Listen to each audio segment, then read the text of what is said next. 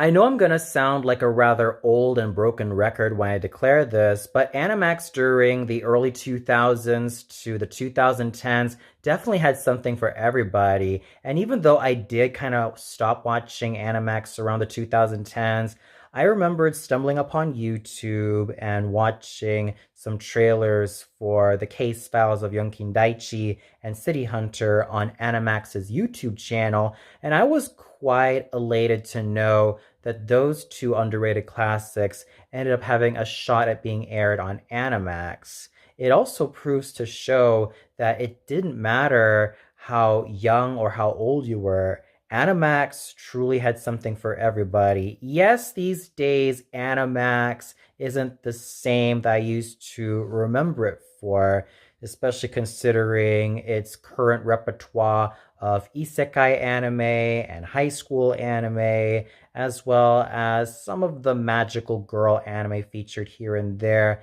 and some of the shonen anime still being featured on Animax. But Animax, during its glorious prime, showed that it had variety in programming. It didn't matter if it was magical girl anime such as Tweeny Witches, Cardcaptor Sakura, Ultramaniac, and Princess Comet, or even the more shonen-y titles such as Inuyasha, Bleach, Naruto, or even the more underrated titles such as Daigandar, some of the older Gundam series, as well as Captain Herlock, The Endless Odyssey, although it's more of a space opera, and even mecha, such as I said before, the Gundam series, as well as Buso Renkin, which also had an interesting mix of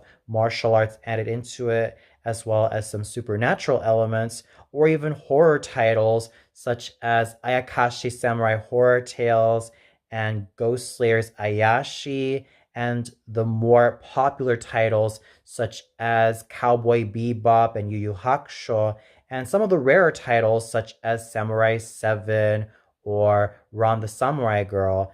Animax definitely had something for everybody, and I dare not forget about Emma, A Victorian Romance, Le Chevalier d'Aillon, and Saber Marionette J, as well as my personal favorites of all time, Detective School Q and Ghost Stories. Animax, during its glorious prime, really was a channel for any anime fan, no matter how old they were.